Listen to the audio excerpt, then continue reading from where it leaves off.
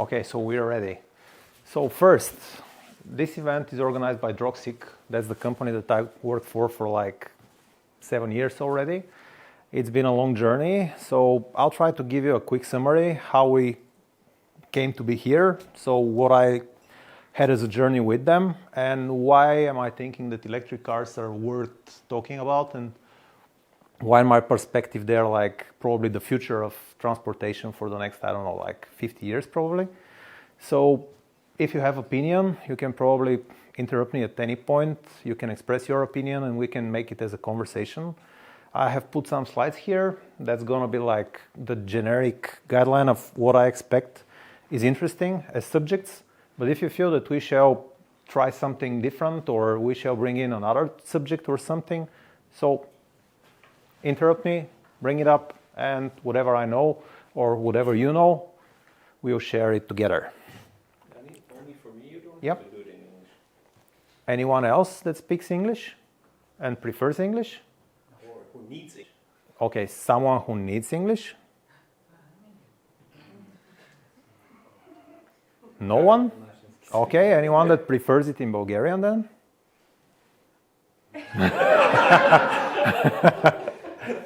Okay, and what does Droxic prefer? Do we need it in English or Bulgarian? Which is better for us? Chrissy? For online. Let's go for English. Okay, we're going for English. So,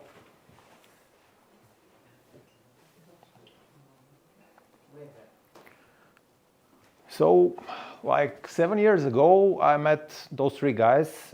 They're friends. Those are the bosses of the company. So one of them is now here. And so that's probably partially the reason why I'm now with a t-shirt and not with a shirt with a tie. So once I met them, they were really cool and they didn't care much about my outfit. I was with a shirt then, and I was much overdressed for what was about to start. So everything started like, like friendship.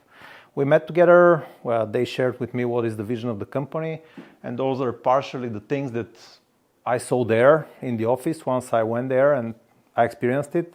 And then we started working together. So back then with my girlfriend, we were just starting to getting out, and I was driving a car that right now, like checking back the past, that was an Audi S3, and that was absolutely like a waste of money, but I had to go through that in order to be here now. So me, then I needed tuning, like horsepower, like quattros and whatever you can imagine. So then I realized that this is the business that brings in the money, and cars, this is the thing that really is my passion. So I'm trying to combine those two things. And the company that I worked for prior to that one, that was a company called Race Cloud. So that was probably the place where I felt at home. That was a company that was dealing with race cars, race kartings, and doing the telemetry for them. And it was a startup, so it didn't have the funding. So at some point they had to die. And that's where I met Droxic. And I'm really happy to be a part of this team for like 7 years already, and sharing my knowledge with this group of people that they have gathered. So as a company, they're growing and they're having many technologies and many years of experience. But what is more important for me, that's not only the expertise and the knowledge and the things that we do for clients. The most important for me is how they treat people and the team that they have. So the team that we currently have is like 60 people in our office and 60 people in different offices elsewhere. You can interpret this in many ways, but let's imagine that the company itself is like 60 people, and then we have like 60 external people, or whatever you feel like.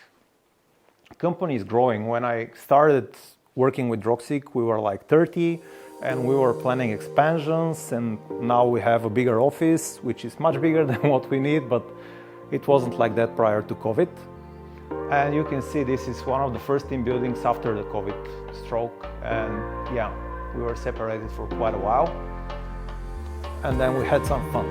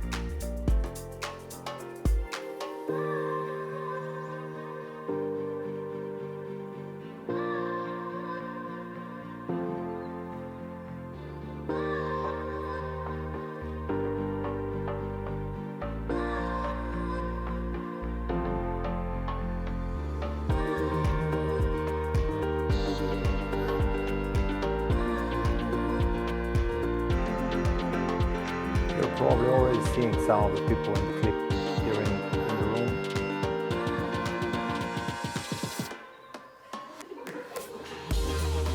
I don't know why only Droxic people are laughing at that.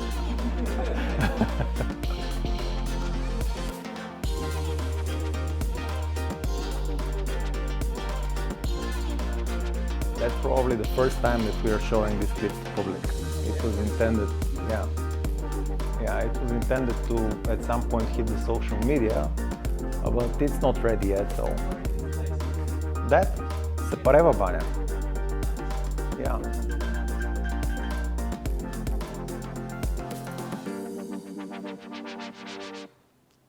So what you've seen here is partially what the team is like. It feels like party all the time, and even when we're doing serious things, there is always someone to help you. There is always someone that makes it feel easier for us. And during those years, like 7 years that I've been in the team and 10 years in total, the company is 10 years old, we have worked with many clients. Some of them that are relevant for this presentation are those. You can see that those are big names, and we have learned a lot from them. I can't tell you what we have worked with them because those are covered with NDAs. But let's imagine that some of the things that are important is the software as a service. Do you happen to know what is software as a service? No one? No. So the idea of that is that there is software that somehow puts you in a position where you need something else, and through the software you can buy probably an extension of what you're using. Like a popular idea now, but let's leave it for a bit further down. So let's imagine that you're using software as a service like Spotify, you're probably using some cloud services, you're probably using some licenses for Adobe or probably, I don't know, like Windows or anything. So software as a service is a term that happened to be quite popular in the last like 5 years, and it's getting more and more popular because it's easy for companies to figure out what is the demand, what do the individual want, and how they can probably upscale them, what they can sell further, what they can add on top of the package that the user is currently using. And also, it's really easy for them to forecast what is the income gonna be. So they see how many people are using the service, and they can also do easy math to figure out what's the income going to be in few months from now. So software as a service is probably a future of many software related licenses. So in details, probably one of the most popular companies that brought this term to the market is Tesla. So how did Tesla do that? You probably haven't dived into the business of Tesla, but one of the first things that Tesla did, they decided not to sell as all the others did. You know how normal companies are selling cars, right? You go there is a dealer, so the dealer tells you, hey, we have this red, it's great, you can see it on paper, we have this paint sample, but you can't see the car. And then you should prefer the leather seats, and your car is going to be assembled at this date, so you're going to receive it. So this whole process, there is someone that facilitates it, someone that holds your hand and like helps you figure out what you want and what you need, and then figures out how the company will deliver that to you. In Tesla, they do it in a different way.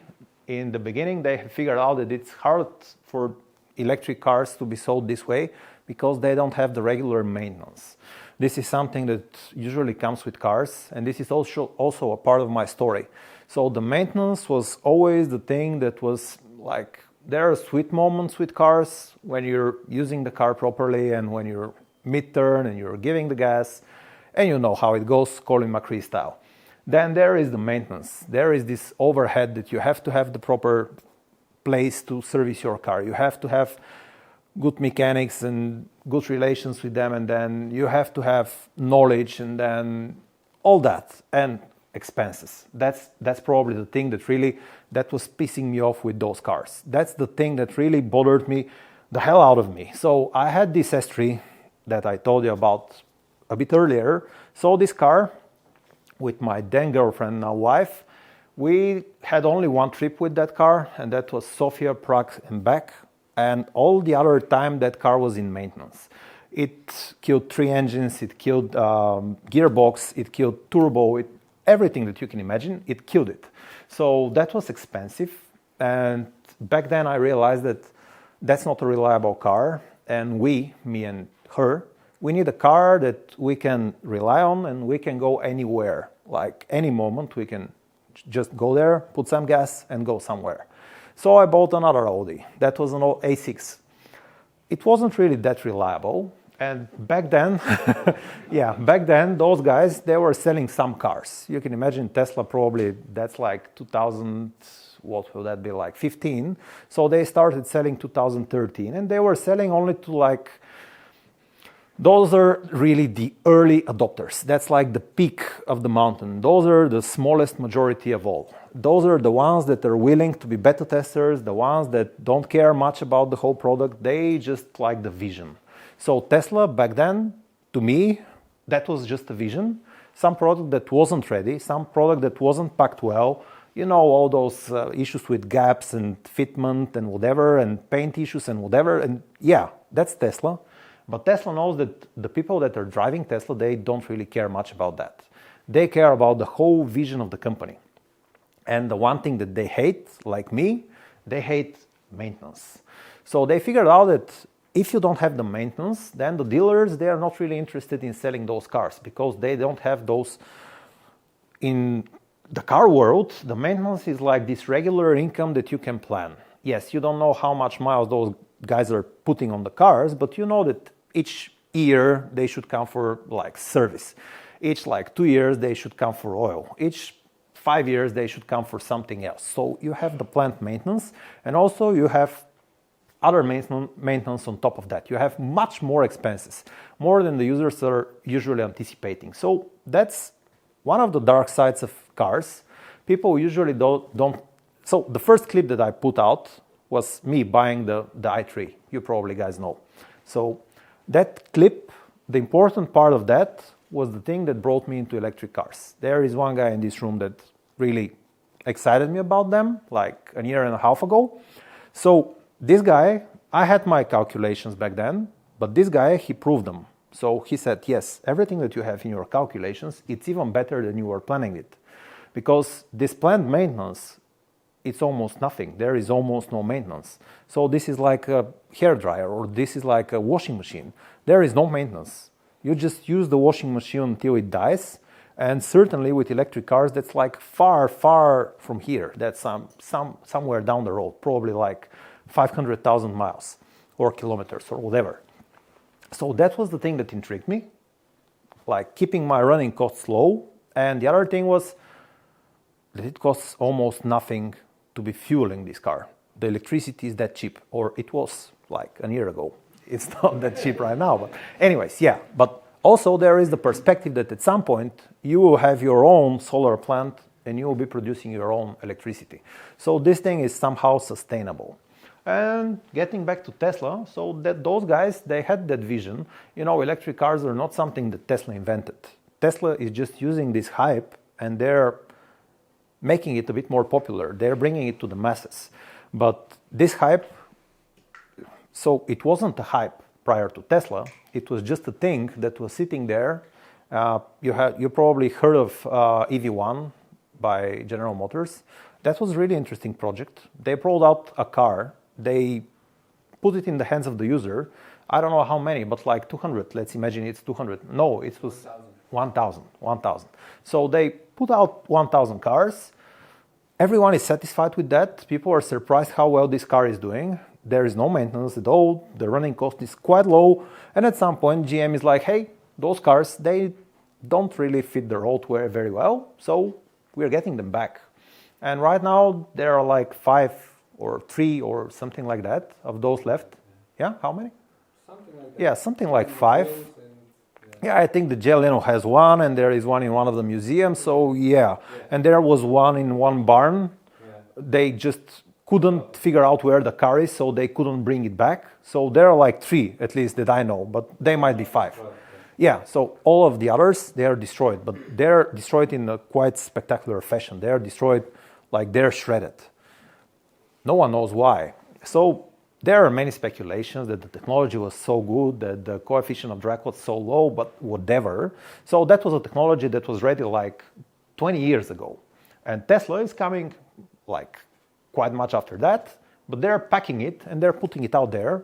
And there are those early adopters that really like it and they try it. And yeah, there are things and issues and stuff. But anyways, this thing moves and it's cheap.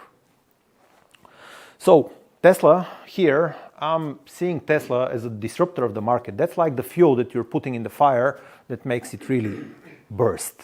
So electric cars, they were something. They existed. Some people knew that there were some electric cars, and Tesla wasn't the first company that started making them like more popular, but just the other projects, they weren't like this hype. They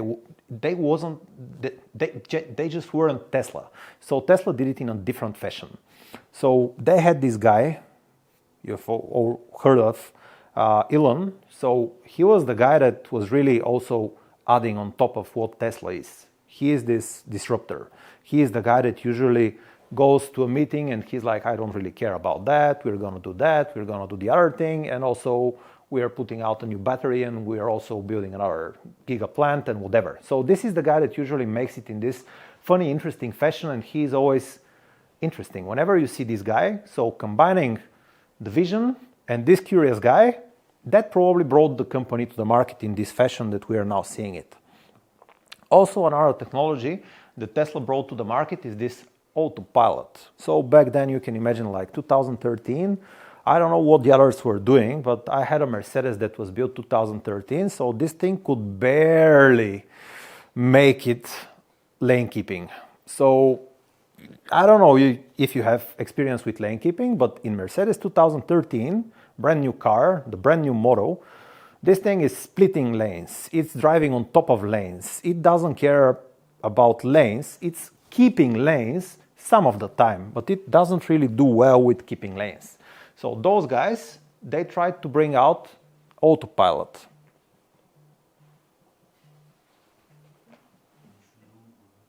Not mine. Anyways, so bringing out autopilot, and this wasn't just an autopilot, it was a simplified autopilot. So I recall like 2015, I had a friend that was even earlier probably than that, like 2013 probably. I had a friend that was dealing with computer vision, cameras, and also he was really curious about DARPA. I don't know if you've heard about DARPA. So DARPA was already testing some autonomous cars, and even that was probably like 2010. They were already testing the Touareg with all this equipment on top. You have probably seen some pictures. It was like 150 kilos of equipment, LiDARs, whatever. So this thing, whenever you see it, it's like, I don't know, like aliens are coming. So that was autonomous driving back in 2010, 2013, 2015. And so Tesla comes out as a new player on the block, and they're bringing out a technology that no one else has seen. Probably, yeah, there were cameras, there was computer vision, but everyone back then was relying on sensors like the LiDAR. So this is I don't know, do you guys know what the LiDAR is? Yeah, so you all know. So that's a really expensive, precise sensor, but then this thing doesn't see, it just measures distance. So it measures distance to some things, but it doesn't know what the thing is. It knows there is something, but I don't know what this thing is. So there should be someone else, like a camera or a radar or something else, that figures out what the thing that is there is. So Tesla tried incorporating radars. They had some radars here in the front bumper, and you probably know that they still have them in some cars, but they have disabled them. Do you guys know? No, they rolled out an update like a few months ago, like 2 months ago, after I sold my Tesla, so I couldn't try it. So they rolled out an update which disables the radar sensor. So right now they don't have any precise sensor that really knows the distance to any subject. They're relying only on cameras. So they have, in my Model 3, they had 8 cameras, and by those 8 cameras, I don't know if you're familiar with shooting video in dark. So that's a really tough thing to do. So relying only on cameras, that's probably quite brave. But if you've seen Elon Musk, he said that this radar and those LiDARs, they're just messing up the work that the camera system does. So the camera system does something, and then there is this disruptor, the LiDAR, that says, hey, there is something that you're not seeing, you can't recognize, but there is something. How big is that something? I don't really know, but there is something. So yeah, it sounds like that in the communication language that those LiDARs and cameras have. But at some point, Mr. Elon Musk, he decided that this thing just doesn't work like that. So we're going to remove this sensor that disrupts the communication, and we're going to make the cameras and the abstraction that the cameras have a bit better. Do you guys know how this system works? If we now have to implement a computer vision system, what do we have to do? Do you have any idea? Anyone? No?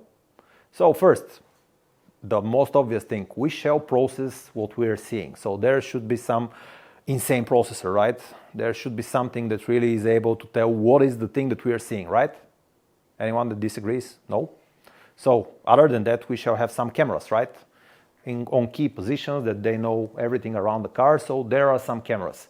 How do we transport this amount of information? So we shall have quite a lot of information, like lots of frames, lots of resolution, so that we can tell a cat rather than car or whatever, right? We shall have resolution, right?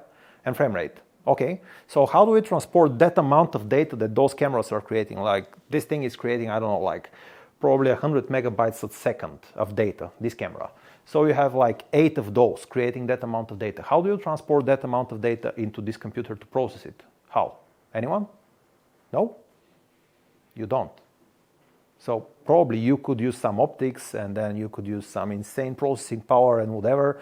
You could probably cool it down with some cooling for the battery and whatever. You could probably waste tons of energy in doing that, but no, there is certainly a more advanced way.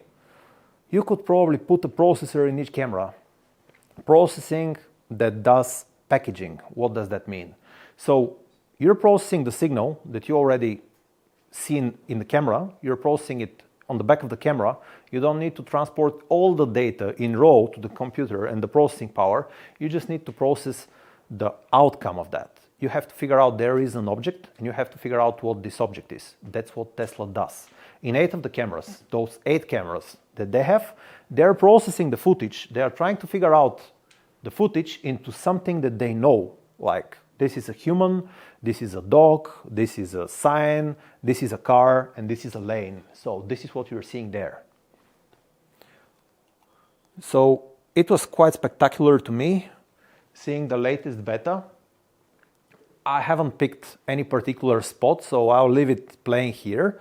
So the interesting part is how well this thing does in the situations that it sees daily. Have you seen those clips? Have you spent time with them?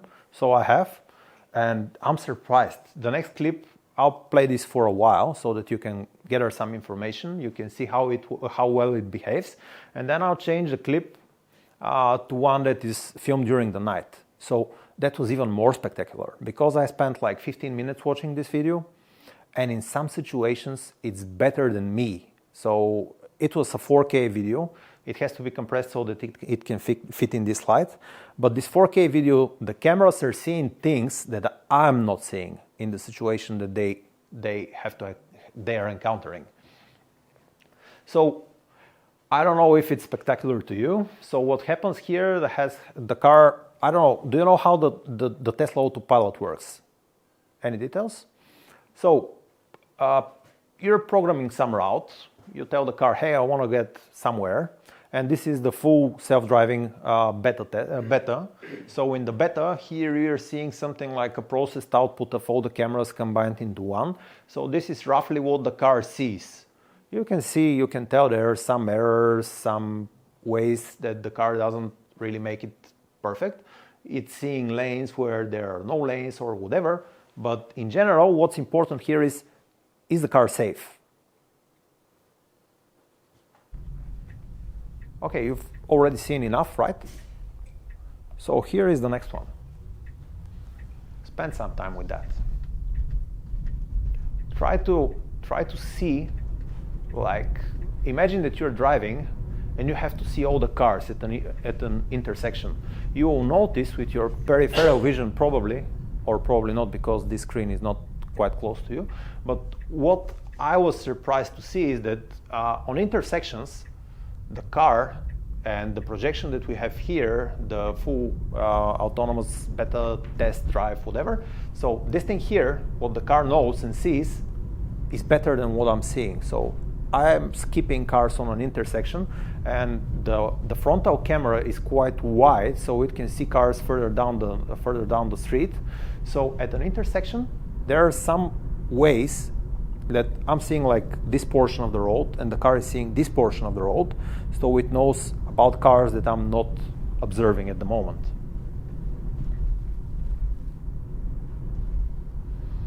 And this whole thing, as I already mentioned, it's done only by cameras. So why am I talking that much about this autopilot? That was probably one of the first popular services that was brought to the market as software as a service. So in the beginning, the autopilot, there were few options. You could buy it as a all-time available, probably for like $2,000. This is like way back down, when it was just like nothing close to what they have now. This thing is growing. It's growing each month. They have major updates with the over-the-air update. That was also something that Tesla brought to the market. I'm not sure. You've probably seen Windows, this really popular operation system. So they had updates for quite a long while, and you have spent hours waiting for those updates to finish. Or am I the only one? So, yeah. So Tesla, they decided that this car has to be alive. And it has to be alive in such a way that whenever there is something new, like they now learn the cameras to recognize cats, because I don't know if you know, but Tesla has an issue with cats. Tesla is going on top of cats. Whenever there is a cat crossing, everyone is doing the test with the cat, and Tesla is really pissed off with this test because, you know, it's not cool people seeing that you're running on top of cats. But at some point, Elon Musk is probably going out on his AI day, which is probably coming in a month. So he will probably announce that now they can recognize cats. And what he will do, he will push an update over the air to all the cars that are right now running out. And this update will recognize cats. So that was spectacular. What he did is he brought out a technology that is probably not ready. This is a technology that is still tested. So you, me, whoever is driving his Tesla, he's used as a co-pilot. He's used as someone that tunes or shows the Tesla how the Tesla should behave in certain situations. So the Tesla sees these patterns, not the whole record of that, but just the highlights of that is sent to the cloud, it's analyzed and then processed, and then the outcome of that is programmed into the other cars. So with the next update, this behavioral pattern is now going to be programmed in the beta testing and the full autonomous driving. So that's the thing that I'm really impressed with, that Tesla is so far ahead. Those guys, I'm not saying that this is the only company that does something like that. Definitely there are others. But if you check out Hyundai, so yeah, they are nowhere close. They're still doing an update with a flash drive, a USB flash drive. And they're talking about, yeah, over-the-air update, it's coming for 3 years now, and they still don't have it.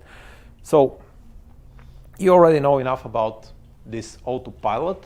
The autopilot, it's something spectacular, something that I will probably quote Sandy Munro. You have probably heard of him. I'm sharing some materials of Sandy Munro from time to time. So this is probably the guy that knows the most about electric cars, because he's disassembling them and trying to figure out what's underneath. So what are the components that create a car, and what makes it move, and how, and what is the genuine engineering that is put in this car. So Sandy Munro, he says that anyone that is right now doing a car that is not capable of autonomous driving from now or in the future, in the following few years, so this guy is out of market. So if you project this to Hyundai, where is Hyundai in a few years? Okay, you'll figure it out. Can I say something to this? Sure. My I'm an engineer. I'm open to new stuff, really, and I think that the humanity have to develop first a machine that understands this human speech on 99.5%, and then to start with this one. Certainly, Because yeah. It will help me. I'm doing all the time something on the phone, and I want to tell the phone to do what I need, but it doesn't work. But wouldn't it be better? What kind of phone? Actually, most favorite phones. Okay. not He is an advanced user. Yeah, he knows. But so the thing is, probably, let's imagine that verbal communication is just plain wrong. So we have to have the same meaning behind the words, right? Me and you have to have the understanding that what I'm saying is correct and straight what you're understanding, but that's never the case. So But the people manage to understand each other. yeah, from time to time, but what I'm saying now might not be exactly what you're understanding. Yeah. So let's imagine that at some point you're going to have a chip in the cortex of your mind, so you won't need to talk. You'll just be sending whatever you think to a machine, and this machine will do it. That's probably coming before we do the phonema recognition and whatever processing of voice. So yeah, it might speed up whatever you would want to achieve. And the other thing that I want to say, all the regulations, for example, for air travel, are paid with hundreds of lives. Every regulation. And everybody of us have seen these movies in National Geographic with Crashes with the crashes.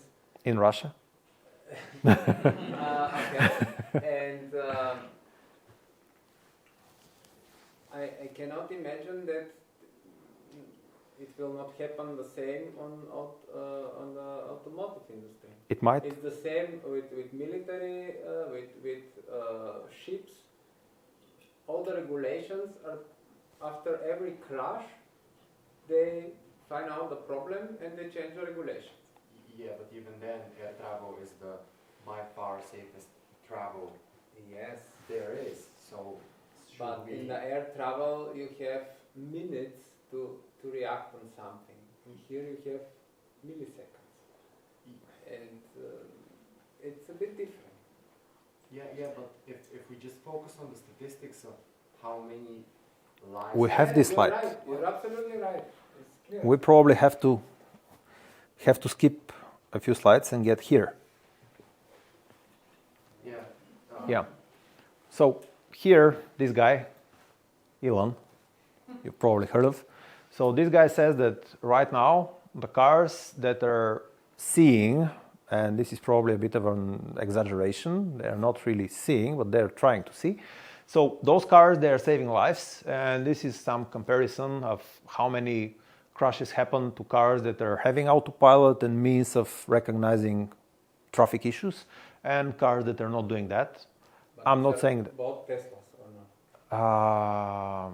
Not sure about that. No, not only Teslas. Yeah, because all the Teslas, they happen to have the autopilot and the passive and active crash prevention. So I guess that some of the cars are not Tesla, like those here. Yeah. So I'm not saying that this is correct. I'm not saying that whatever is here in this. So this is really boiled down to some values. Sorry, Dani, but you can see it. Q3 versus Q4 on 2019. Yeah. There's a regression there. And Yeah. a huge regression of like 9%. Yeah. I don't know, there's that percentage. You're talking about that, right? 23 versus 32. The next one. Q3 to Q4. This one? Yeah. Yeah. Okay. It's in the wrong direction. So Yeah. Every Q3 to Q4, so winter coming. yeah. Winter coming. So you're saying that they were watching movies in the cars, right? So yeah, Oh yeah, you're right. yeah. I'm not saying that that's the source of truth. This is really boiled down. In order to understand that, there is quite a lot of figures and numbers and whatever. But what I'm saying is, yeah, so we have skipped a lot of slides, but let's imagine that there are companies that are now trying to make passive and active prevention of crashes, and they're trying to save lives. And probably that is one of the ways. If you know what's coming, you can probably prepare for that. You know, BMW is also doing that, and many of the bigger companies, they are doing that. So that was on another slide. But if you are prepared for the crash, a few milliseconds before, you can probably open and deploy the airbags, and also fasten the seat belt, so the person will be best fitted in the seat, so to be prepared for the crash. And that's something that probably is here on this slide as well. Not sure about that, but probably.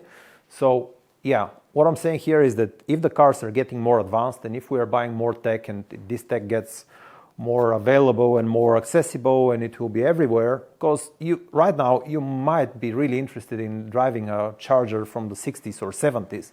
Yeah, for a while. But in the end, if you're going to be transporting your family somewhere, you want the safest car, and you want a car that if you happen to make a mistake, this car will try to prevent the worst. So that's what I'm saying here with this slide, is that cars are getting more and more advanced, and they're getting smarter and wiser, and they're trying to help us in the things that we are doing, and we are bored to death of doing. Like driving on the highway 130 kilometers per hour for 4 hours, that's boring. Is there anyone that thinks otherwise? Depending on the country. Yeah, but yeah, you driving on... It's boring. Yeah, yeah. Yeah, I know. Our highways, everywhere, there is someone that's doing insane things, and yeah, you have to be sharp and waiting for things to happen. But yeah, let's imagine that in Germany, when it's not busy, it's really boring. Me spending there hours, and in the States also, I've driven for like 8 hours in the States.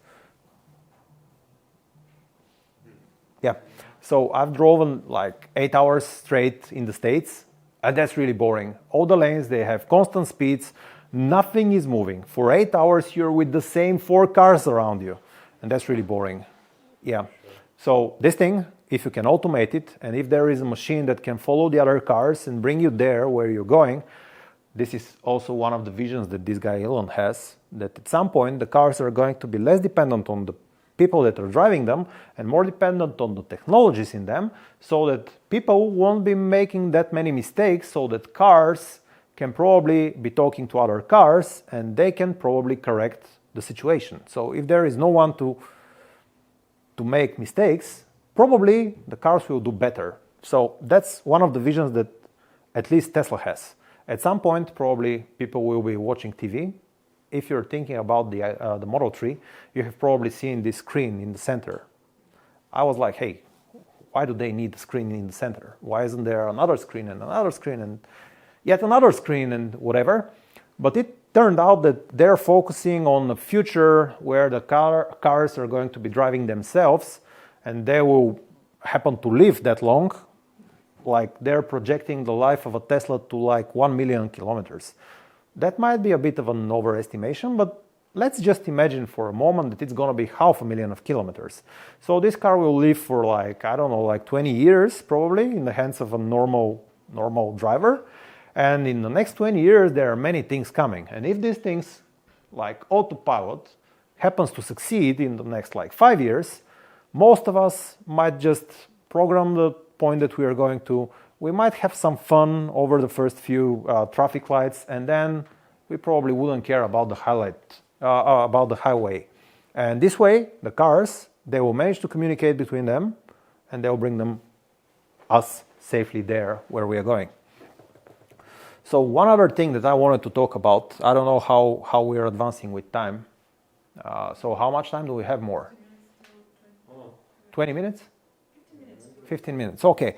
So this thing, you've probably seen the GigaPress and how this thing works. So the GigaPress, this is something really, to me at least, something really interesting and groundbreaking. So when I first heard about this GigaPress, I was thinking about some fitment, something that has to be put to something else. I wasn't thinking about casting. So when I realized that those guys, they're talking about casting, so this video, isn't well selected. I didn't have the time to figure out the moments that are most interesting, but there are some gigapresses and some castings, so you're gonna see what I'm talking about. So this giga casting process, at first I was like, hey, casting something really big, that why would you be casting this thing so big? Then I found this guy brought it to me. So the video of this guy, Sandy Munro, and we are talking lately that Sandy Munro might be paid by Tesla doing those great reviews of Teslas.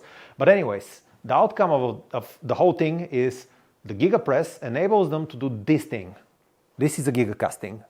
And it enables them to do another one, which is going to be another giga casting. And putting two giga castings together, that's going to be half of the car, or at least like one third of the car, and then another third of the car, and then some piece in between, which is going to be a structural battery. And then you have like some components on top of that, but you're effectively removing 300 robots on the one part and then 300 more robots on the other part. And you're also increasing the accuracy quite a lot, because you don't have that probably like 70 components fitment to each other. So you have like tolerances for each of the components, and 70 times you're multiplying whatever the amount of tolerance is going to be, you're multiplying it 70 times, and then you're removing the whole bunch of things, and you're introducing this thing, the gigacasting, and you're machining the gigacasting the same way for each of the cars. So yeah. And this have the cost that in that case is good for them, because they don't have a service network, or Yeah. Every crash more than 15 kilometers per hour, you need a new body, Yeah. complete body. Yeah. It's not repairable. But that's a thing that they can probably live with. So yeah. So one thing that we have to bring in here is, BMW, I read an article, and this article says that BMW is always concerned about repairability. Whatever happens to a body, they want to be able to repair that body and bring it back to life. Not whatever, but Yeah, like most of the cases. Yeah, much of the damage, they have to put it back to life, right?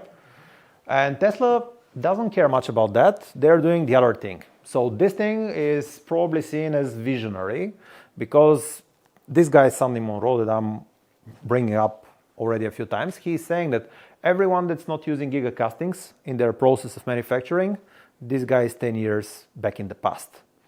So I might not really comply to that, but the way that Tesla is now doing the Model Y, it's about money. So Tesla is now saving quite a lot of money. They're turning that into margin, and they're doing quite a lot of earnings on top of the same car they were producing like a year ago, the Model Y. Producing it this way saved them like 20% of the whole cost, and they're now earning something like 30-something% on each car that they're producing. So that's phenomenal. During in the automakers industry, usually, let's imagine like Volkswagen, they're earning something like 12 to 15% of the cars. Yeah. I read an article. What is ingenious with Tesla? It says Volkswagen. There is a parameter how many days pass when you need to take the money and invest it in the car as a company. Yeah. And how many days later you get the money from your customer. Yes. In Volkswagen, in average, it's 74 days. You build the car, and in 74 days you get the money. Yes. Yes. In Tesla, it's minus 15 days. Like Get they the money, pay. 15 days later, you have to spend them to produce the car. Yeah. Ingenious. That's probably not. So out of what I know, that's probably not really true, because my car was produced probably like 5 days back in the past, and I paid it like 30 days back in the past. So it was assembled like 15 days prior to my payment. But on the 15th day, they received the payment for a car that wasn't here. Yeah. It was somewhere there on a ship, probably. Yeah. So, and then there is Volkswagen that is producing some cars, and then it's waiting for some other customers that then they don't really need that particular thing, but they can live with it for a while. And so this guy, Elon Musk, decided that there is another way, and they will implement a new process. You're seeing like that is the car that like Volkswagen does it, and all the others, they do this thing. and you can see how many different materials are there. So these are like 170 parts and like 70 something more parts here. So they're replaced by one part and another part and then a structural battery in between. Isn't that good? Sounds good. Yeah, it might not be repairable, but that's cheap to produce and it's fast and it's really accurate. And even if you produce cars that their whole existence is not to crash. Yeah, sure. Yeah, crashes are something that happens from time to time, but yeah, most of the time they're driven. Yeah. No, but yeah, they're in a way designed to handle the crash in a good way. Yeah, but protect. they're not designed to do crashes with them. Yeah, yeah. Probably that's like a once in a lifetime crash and then you throw it away and then buy another one. But if that's gonna be like 30% cheaper than all the competitors, yeah, I can probably live with that. Yeah, but a crash in parking to total your car is a bit too much. I'm not really sure that that will happen because there is this crash structure and this one. And is it's a law in US, also in Europe, that you have to have parts that are screwed and exchangeable, and only these parts have to be damaged in a crash under 15 kilometers per hour. 15. 15. Oh, yeah. So you're talking more about like 30. Parking. Yeah. 30 is already in the structure. Yeah, you're saying that this part, it's going to be misaligned at like 30 kilometers per hour. 60. Okay? You need a new car. Yeah. I will try not to do that with the car that I will drive. I'll try not to do that. But that's a thing that Tesla thinks is probably part of the future. And I can comply to that. Yeah, I think that this process of manufacturing that was on the previous slide, that is probably the thing that will revolutionize the way that we're producing cars. I think so. And you can tell BMW, they have, yeah? I have another, I'm talking about myself. Yeah? I'm trying to work hard, not to be able to buy not the cheapest stuff, but better stuff. Yeah, but yeah, so, okay. Let me go here. If this is, you've seen that probably, no? So this thing here shows there is some company Tesla out there with some money and those guys are trying to do some roadsters and then some Model S's and yeah, something happens, but we don't care much about that because we are Volkswagen and we're doing so many sales and we have that much money and we don't really care about that small company there, but at some point, whoa, what happens here? Ah, yeah, there was the emission scandal, the Dieselgate. We crashed a bit, yeah, we're out of money, but we'll resurrect, we'll do whatever we can, and then probably get back to life. Oh, some small company that we have overlooked is now surpassing us by market cap. How? That's an interesting thing. Yeah, so this company is producing cheap cars in a way that is bearable. I'm not saying that those cars are great. I'm not saying, yeah, I drove the Tesla for 6 months, and I've driven other cars. So these other cars, many of them are better than the Tesla. And the Tesla is just like a good package and a well-fitted package for the average someone. And it's fun, and it's good, and it's cheap. If you have to buy something like the Tesla from another company, it's usually like 30, 50, 40, something like that percent on top of the Tesla. Yeah, it might be better, but you can have a really decent piece of technology and a promise for more technology coming over the air with an update with the Tesla, and you can have it now, and it's cool. And those guys, with the amount of savings that they do on top of the production that they're doing with this gigacasting, they're doing a lot of cash. So you see where they are going. They're heading to the stars. And this company, Volkswagen, they now need to figure out a way to create EVs because the market needs EVs. And yeah. Yeah, they need to find a way. Probably, yeah, I didn't highlight that much. This thing here, you know what it was? That was just software. So Volkswagen, they have found a way to cheat the emissions with the software. It was just a tweak, but this software was quite an important piece of the car, because if you remove this piece of software, this car wasn't compliant in many, many countries. So that car, with this piece of software, that small neat little thing, at some point I can imagine a talk between Volkswagen and Bosch. So Volkswagen like, hey guys, we need to figure out something. We're still using this Pompadour thing and it doesn't really work out really well for us. We've patented it like 10 years ago, but it's never been good. Yeah, okay, so come on our board. We have this common rail thing and it's great. We're promising. Okay, but where can we go with that? You can probably go Euro 4, probably with some workarounds, probably Euro 5. But can we go Euro 6? No, not really. Can we make it work somehow? We can think about it. We're Bosch. We can probably figure out a way to look like you're compliant to Euro 6, but not really. Okay, we're doing that. It's great. No one will see it. It's just going to be for those guys that are doing the inspections. No one's going to notice. And we're also going to have much more horsepower than we're promising, because on the list we have some amount, but when you're using another chip or another like behavior in the computer program, then you have more than that. So it turned out that many guys, even before the ETA or whatever, the emission, inspection in the States, they needed time to realize what's going on. But like 4 years before that, we had Volkswagens that were delivering like 20 horsepower more than expected.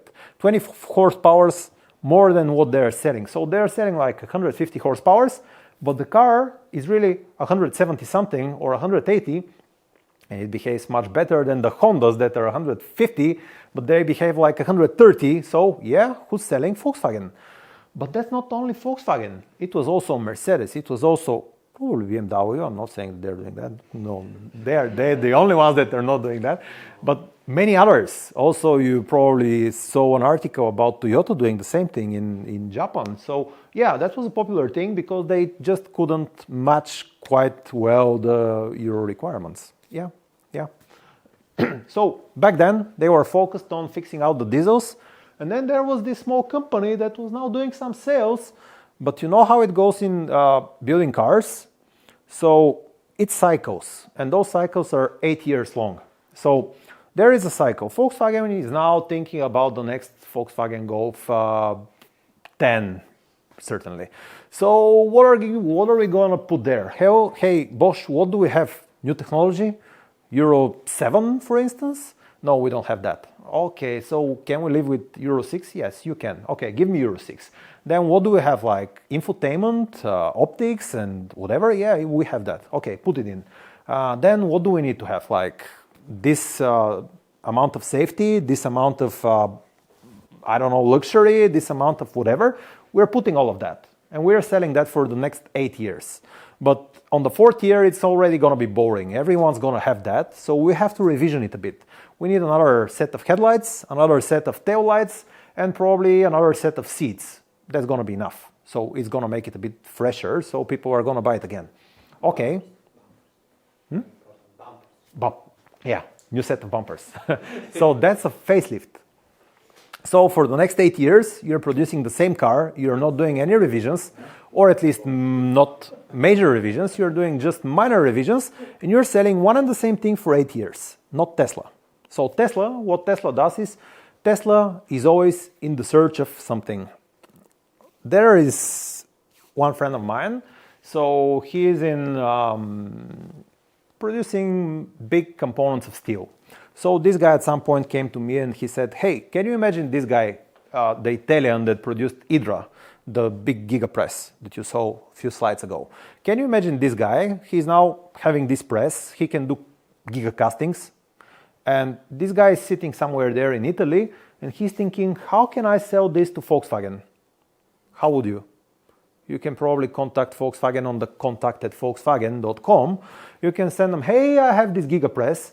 And they'll probably read this email and they'll put it in junk. But in the best case, they'll read it and they'll say, hey, there is some press. Which is the department for presses?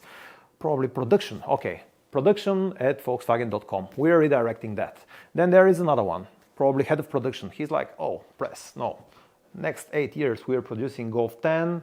We don't need any gigacastings. I have a story that will support you on the.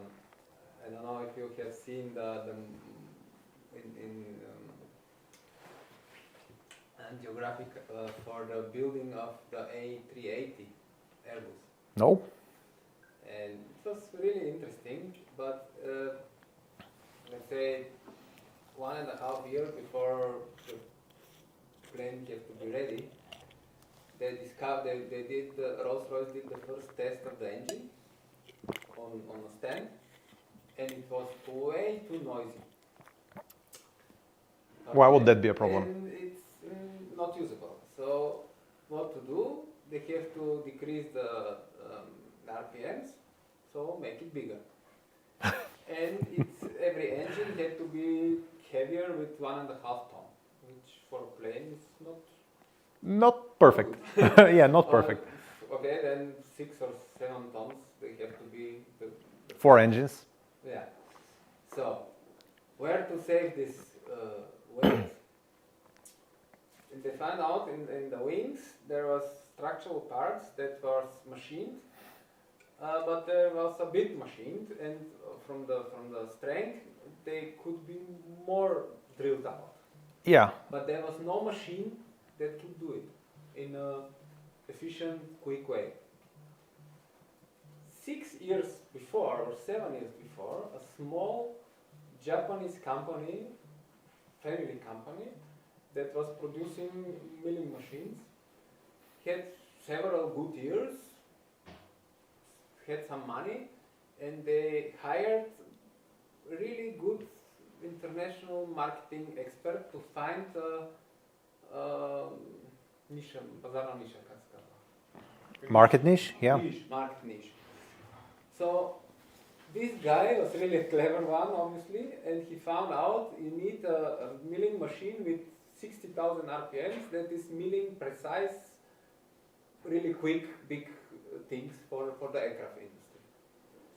And they developed this as Japanese, a perfect one. And what to do with it? They go to Boeing. Knock, knock. Here we have a milling machine. God, We don't care. we don't know. And Contact at boeing.com. and this A380 guy, there was really on the end of the project. The plane would not fly. Yeah, and they're going to be producing And it for they 10 sent years. This drawing of this part to everybody, and through small marketing agency, it came to Japan to this company.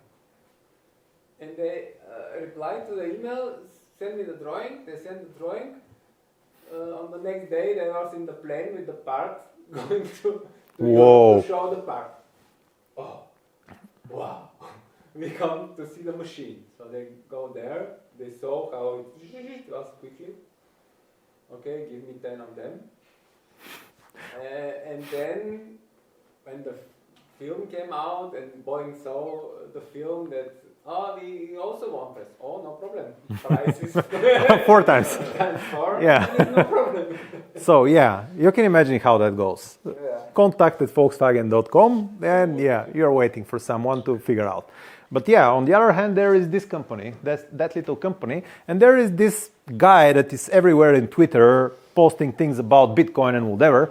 So this guy, if you send him a picture in Twitter about a gigapress and a quick description of what he can do with that, probably save like 300 robots on the one part and then 300 robots on the other part and like 2/3 of the size of the factory, yeah, that guy is the right guy. You don't need to go through contact at Tesla and then management at Tesla and then production at Tesla and whatever.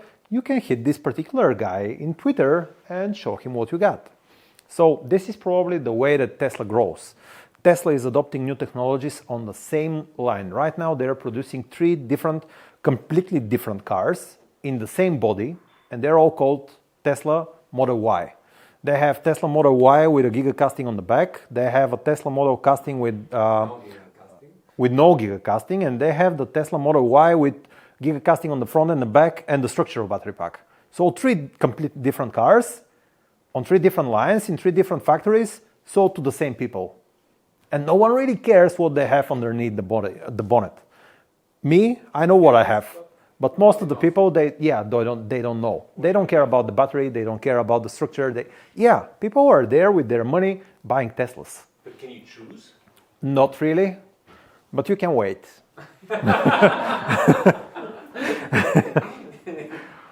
Yeah, so we don't really have much time, so I'll skip a slide and I'll go here. You know what this thing says? I'll make it shorter. So this is BMW and their plan of the future and selling services to car owners. So probably, I'm saying probably, and this is a big probably, like this big probably, they saw how Tesla did it. Tesla is simplifying things. If you have ordered a Tesla, you know that there are no options. You have color, you have interior color, there are 2. You have 5 colors of the exterior, 2 colors of the interior. If you know how to do maths, you know that this is a variety of like factor of 2. Then you have like 2 sets of rims and nothing else. That's the whole variety that you have. Everything else is software packages.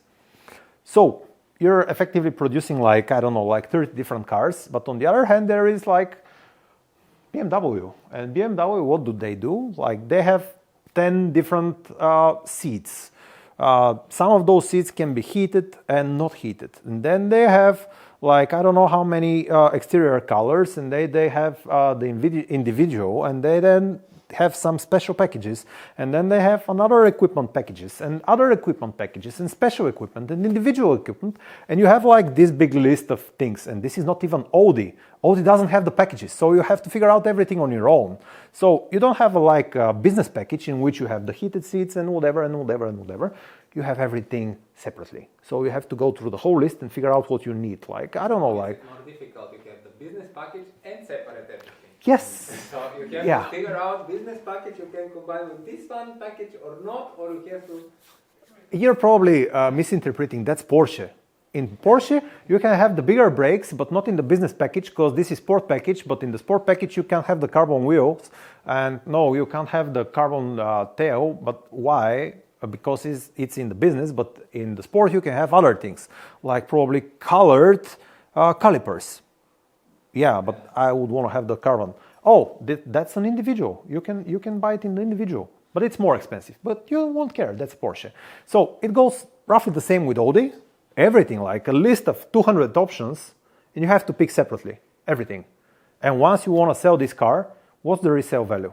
What is your chance of picking the car that the second owner would want? Okay, you'll calculate that. So BMW probably, like this big probably, they're probably trying to reduce the variety that they have. So this is a way that I think that they can achieve that by putting all the extras in all the cars, all the equipment in all the cars, and renting it or licensing it to particular users. So you would have the heated seats, the pods, those are cheap. If you put them in like amount of cars, like that amount of cars that BMW is producing, that's probably cheap. I don't know. I can imagine something like $5 a seat or something like that. So you can probably spread that amount and then license it really expensively.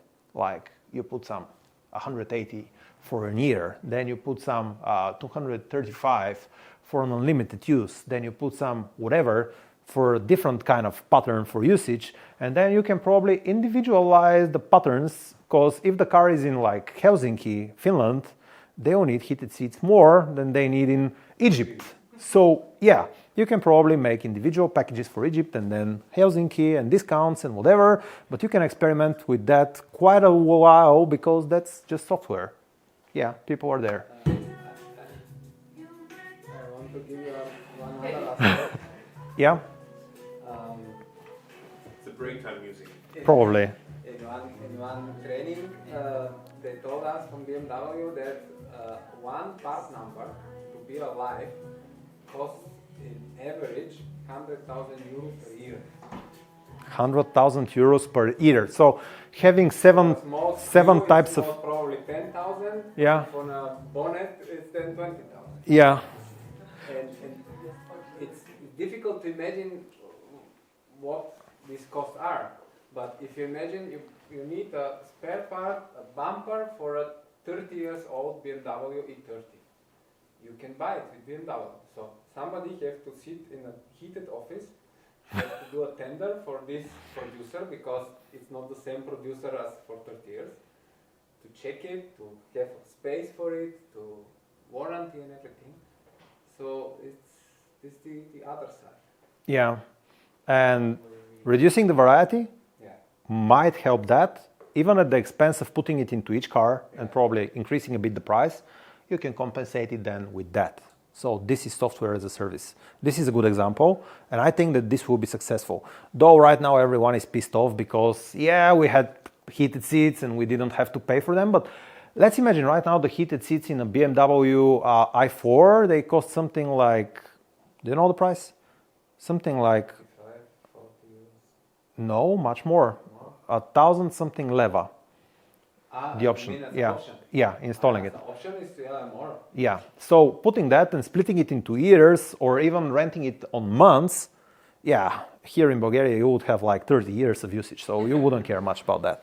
So that's why, so I would say, yeah, more things like that are coming. Then another thing, which is interesting for me at least, and I wanted to put it here for you, is that thing. Have you seen Neo? Neo? That's probably part of the future. So that's not that much of a software thing, that's more of a hardware thing, but I'm pretty sure that they're gonna figure out a way to sell it, and this thing here is a part of that. So you have like 15 swaps a month, you have like 100 kilowatt hours per month free electricity, and then you have lifetime free swap. You're seeing where this thing is going? The most expensive part, the thing that everyone is putting on the news, like someone paid like $20,000 per battery for whatever Tesla, it was ruined, it wasn't starting, he needed to pay this big amount and the other big amount, and then they need to pay like insane amounts for a Volkswagen battery and whatever. So these guys, they're removing the battery from your concerns. You're not owning the battery, you're renting a battery. Would you care about the battery? No, not really. The battery is by someone else. You go there, you swap it, and that's another battery. This opens the big discussion of why we need the variety of everything. Why Yes. we need 55,000 toothbrushes or different cars. Yes. Because this you can standardize 3 types of batteries and do all the cars with them. Yes. It will not happen in the coming years. Yes, that is true, but that is a good vision. Yeah. It might work. In So- the movies it's working. In the movies, Future yeah.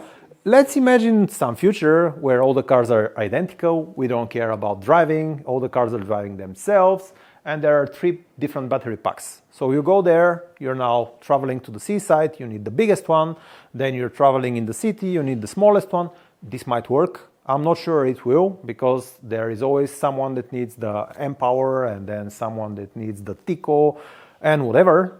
People are different, they have different needs, and they're expressing themselves in many different ways. So we want to personalize things. We want to see ourselves projected in the cars that we're driving. So this might not come to life easily, but it might work in the future. But look, on a small scale, that's also happening. If you look at power tools, Yeah. They're making now groups of companies that are using the same batteries. So why not? Yeah. Even with more robots. Yeah. So this slide, I didn't really know what to put here. I just wanted to make you think about your future. The thing that you, after seeing those slides, and if you are following the thing, you're probably already having some ideas of what can happen in the future. So here in the future, I think that cars are going to be safer. So things like Suzuki Maruti, Suzuki Jimny, Tico, Deo, those things, they can never be produced anymore. So those are not safe, not in the modern standards. So standards are increasing, safety is probably increasing, and cars, they might start driving themselves, so safety might increase exponentially in the following years. More software, definitely. I've already started this discussion with you. We we might be tempted to drive a Mustang for a while, for like a day or 2 or 5, or over the weekend, or yeah, no, not really, no, not really an Infinity, but you might be tempted to drive a V8 for a while, like this guy. But in the end of the day, there is a car that's more convenient for your daily usage, or I don't know. And this car, it has the heated seats, the ventilated seats, the proper steering, servo and whatever, and good feeling. And yeah, you have all the comfort, and on the other hand, you have the V8. But yeah, this V8, you're not using it that much. So I guess that software is coming, and it's coming quite fast, and it's overtaking many of the things that we were doing previously. Software is there, and it will help us. And the other thing is, up there, less options and simplified manufacturing. This thing with BMW, I think that this is also coming for other manufacturers, like Volkswagen probably. I guess that Volkswagen, they have to catch up, but they are slow. It will take them like a generation of cars and probably another generation of cars. They might reduce the lifespan of a car generation from 8 to probably like 6 years, but in the next like 15 or 12 or whatever amount of years, they need to catch up in order to stay in the game. So they will try to do something like that, I guess. I'm not sure. And the other thing is better quality and precision. Yeah, that's something that we are already seeing. Like Teslas, those are notorious for really bad fitment and quality and whatever. Yeah, they're trying to improve, and they will at some point. So the issue with Tesla, how I'm seeing it, this is not a car producer. This is just a producer of goods. They don't know how to make cars. But at some point, they'll learn. They will know how. And they'll do much better cars than what they're doing now. Or they can probably steal engineers from other companies, and they will manage to do cars at some point. For some things they don't want to do it. Probably. Yeah, probably. Or to do it like all the others. Yeah, but this particular thing, I was surprised. I've driven many cars. I don't know how many. But the Tesla was the first car that surprised me for years. I was driving in a heavy rain. And in the rain, so usually I expect that the rain will go upwards over the windscreen and on the roof. And in this particular rain, it wasn't any wind or whatever, anything particular, but there are, I don't know how those are called. In the end of on the sides of the windscreen, there are those rubber things that they collect the water. So yeah, so those, they weren't thick enough. So the water could bypass them and it could go on the side windows. So I'm seeing 2 streams on the side windows, like flowing this direction on the car. That's something that all the other manufacturers, they have figured that out. And at some point, Tesla will. This is just something that they haven't thought of.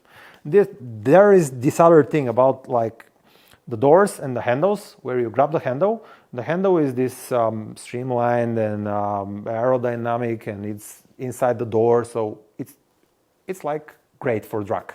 But there is this edge, like a really small edge right there, and all the dirt is collected there. So yeah, that's stupid. You could have brought out the handle like 1 millimeter on the other side, and there won't be this edge. So the stream won't be there and the dirt won't be there. They will learn. At some point they will. They'll see the issues and they'll fix them. But it's a process.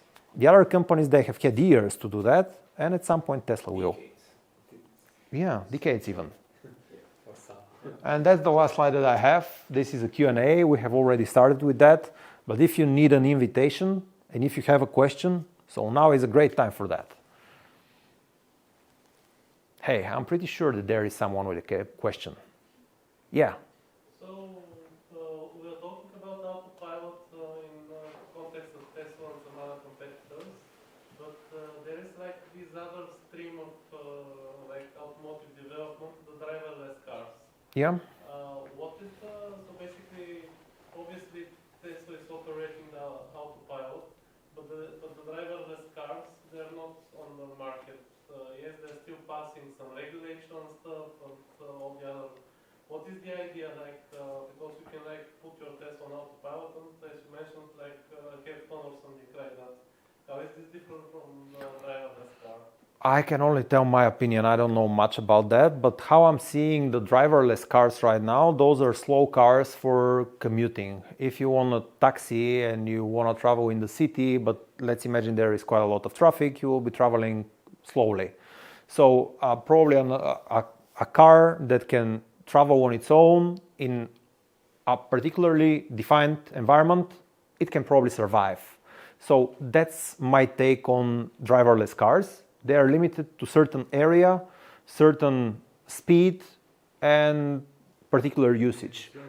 Well, Yeah. The FSD is limited to like just certain drivers and certain regions in the US. So like Yeah. you can't like buy a Tesla and drive it FSD in Bulgaria.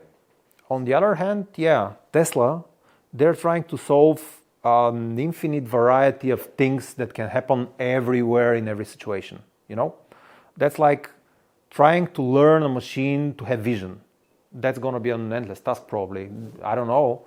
But those guys, I don't know how brave you could be to think that you can learn a machine to see better than a human. So they're trying to do that. Well, I think that you're giving, it's true, but I think that you're giving them just a little bit more credit because at the end of the day, like if we take a very, I don't know, like what's the worst intersection here in Sofia? And like you can think Fourth of- kilometer.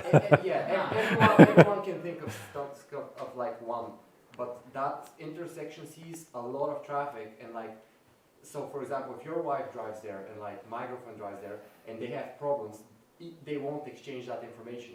Yes. But if your Tesla drives there and my Tesla drives there, then like his Tesla will know what our Teslas know, Yeah. and like that's the thing. So it's not like the recognition part, and it's not learning them to see and think. It's learning them to share basically. Yeah, but then you're touching another subject of sharing, Yeah. and this has to be standardized, and all the others should comply. Yeah. Yeah, because otherwise you're limited to Teslas. So Of course. I'll be sitting on the fourth kilometer waiting for other Tesla to appear that will let me in. Yeah, so I think you have to explain the 5 levels of autonomous driving. why would I? Okay. Okay. These are common for the whole world. There are 5 levels of autonomous driving, and they are called in English. So first level is feet off. This is the normal tempomat or Cruise control. cruise control. Second level is hands off. This is what we are now. Third level is eyes off. So you can eat a Big Mac or watch a movie. But Usually you a have Big to Mac. sit in the driver's seat and not be drunk and have a driving license and everything. And you have to have, let's say, 2, 3, 4 seconds.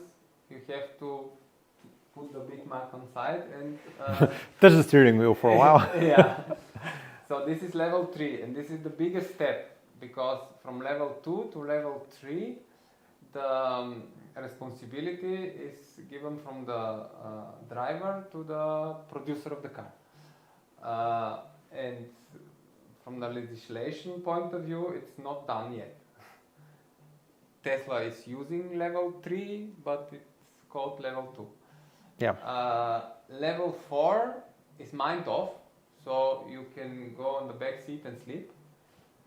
And you have to be in the car, you have not to be drunk, and you have to have driving license. But if let's say one truck is crashed on the highway and one policeman will guide you to the field to overcome the truck, the car cannot figure out what is happening. So it's giving you a coffee, come, look, and drive through this obstacle, and then I will drive alone again. And level 5 is driver off, so without driving. Yeah, but I think the that big step is from 2 to 3.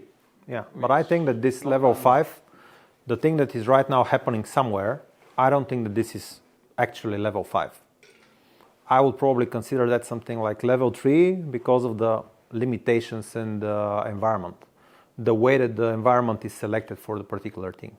I think, I don't know much about that. Other questions? No one. Okay. Just a comment. Maybe the step between the level 2 and level 3 is bigger because of the laws. Not, Yeah, Yeah, because yeah. of technology. Yeah. Yeah, because you have to decide in some situations who to kill. Yes, Yeah, exactly. it's This ethics. this is ethics. Yeah. Okay, so let's call it a day. It was great having you here. We are now staying here. Yeah. Thank you. We are staying here. We have prepared something so that we can have a bit more of a chat. And if you feel like there is something that we can discuss, you can join us here. Thank you. Yeah,